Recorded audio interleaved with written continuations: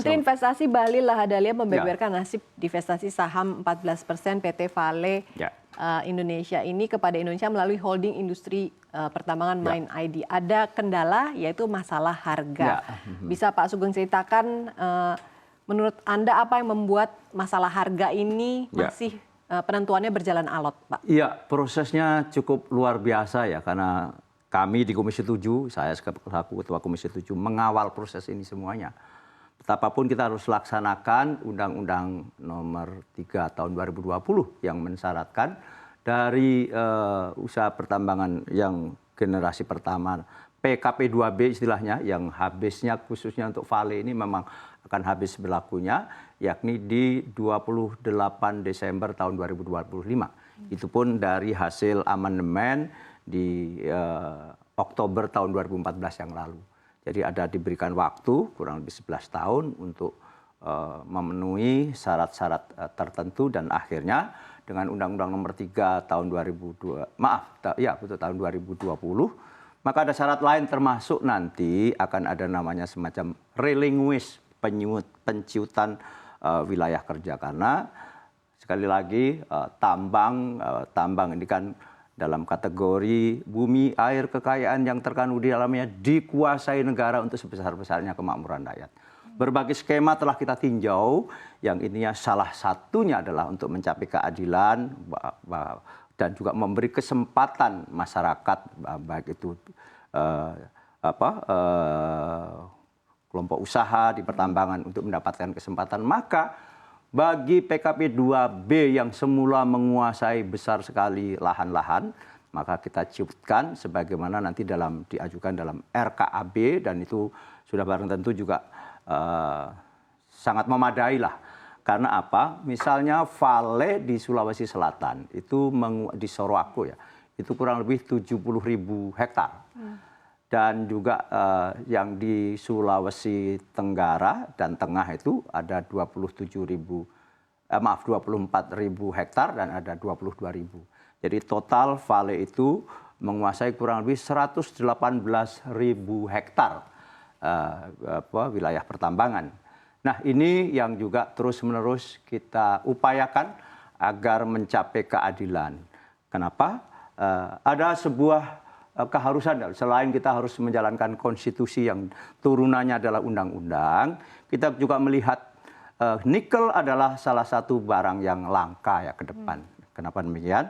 Karena bayangkan energy transition di ujung dari segala ujung ketika fosil sudah menjadi masalah dan hari ini sudah terasa baik secara ekonomi maupun lingkungan, itu kita memerlukan energy storage. Energy storage kenapa? Karena nanti ketika energi yang bersifat base load dalam konteks listrik ya, yang 24 jam terus-menerus mulai menurun, kecuali kita mau mempush besar-besaran nuklir misalnya, maka kita yang banyak adalah energi yang sifatnya intermittent. Misalnya Pak, tenaga surya itu adalah besar kapasitasnya, tapi ya intermittent, itu hanya siang. Ketika malam, maka kita membutuhkan energy storage. Energy storage bahan baku utamanya terbesar itu adalah nikel, ada kobalt, ada litium, ada juga timah, ada perak, dan inilah yang dunia pertambangan kita yang di bawah Main ID juga terus-menerus kita melakukan mitigasi. Bagaimana di saat kita memerlukan itu semuanya, kita justru tidak malah nanti semuanya sudah habis. Itulah kenapa kita concern, Komisi 7 juga demikian, agar divestasi untuk mencapai 51% itu sekaligus memitigasi ke arah sana. Tapi harus kita akui bahwa Vale adalah salah satu operator tambang dalam hal ini di Indonesia nikel adalah yang terbaik dalam hal tata kelola pertambangan. Misalnya di Sorowako itu luar biasa karena di situ memakai juga energi terbarukan, dia memakai pembangkit listrik tenaga air dan sebagainya dan tata lingkungannya bagus sekali, bahkan yang semula itu dibuka karena open pit ya, maka sekarang bahkan menjadi hutan kembali, bahkan menjadi sangat produktif dan seterusnya. Tapi tadi di sisi lain kita harus memenuhi sebagaimana disyaratkan untuk menjadi IUPK, itu memang harus melakukan divestasi sampai tingkat 51%. Nah sekarang kan kita tahu bagaimana Vale sekarang dikuasai Vale Canada Limited itu 43%, dikuasai oleh MindID sendiri sekarang sudah masuk yakni 20%, lantas Sumitomo itu 15%, dan di publik sekarang 21%. Ya. Maka dari berbagai diskusi kita, lantas dari Vale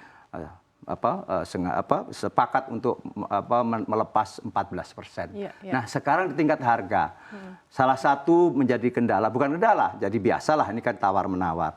Jadi Vale menawarkan 1,5 kali lipat dari price book value ya, jadi 1,5%, sementara dari MindID menawarkan kurang lebih 1,3 kalinya. Tapi menjadi persoalan juga adalah berapa sih nilai pastinya dari sisi value itu, maka sebagaimana disarankan oleh kami di Komisi 7, pemerintah sekarang sedang melakukan due diligence, saya kira supaya adil semuanya.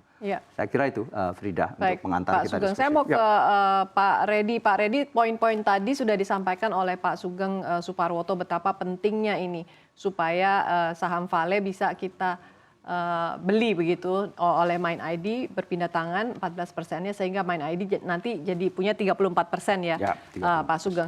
Tapi seperti yang sudah diakui oleh Pak Sugeng memang value-nya itu sangat besar saham Vale ini. Itukah yang menurut Anda kemudian membuat pihak Vale juga tahan harga nih?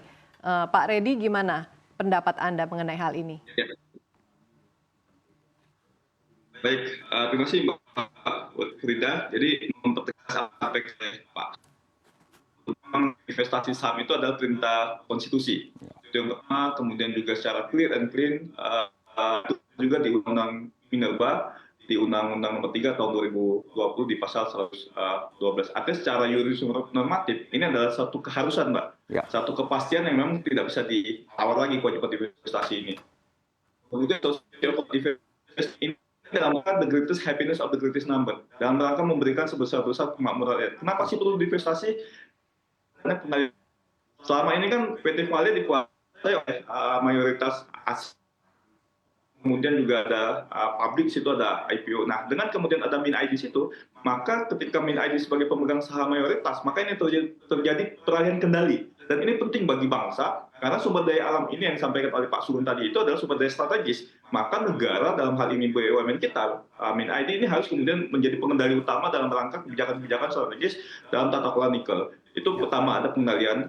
Kedua adalah peralihan manfaat secara ekonomi. Dengan kita memegang saham secara mayoritas, maka kita akan mendapatkan dividen yang lebih besar dalam rangka kemakmuran rakyat. Kemudian juga kita bisa memosisikan putra-putri terbaik kita di PT Vale. Tentu nanti direksi, komisaris, karena PT MindID menjadi pemegang saham, maka ini akan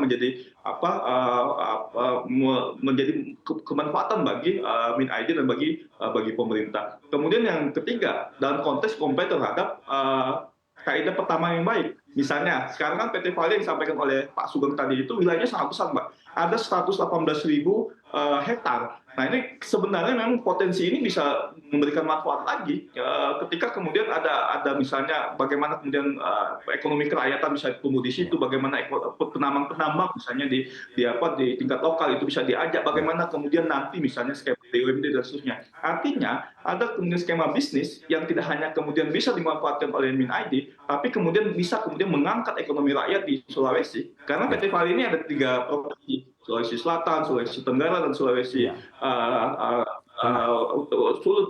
Sulawesi Tengah. Artinya ini harus memberikan manfaat bagi rakyat secara banyak. Nah, soal harga nih Mbak, kita kan sudah pengalaman sebenarnya negosiasi saham PT Freeport, ini kan dulu juga alot.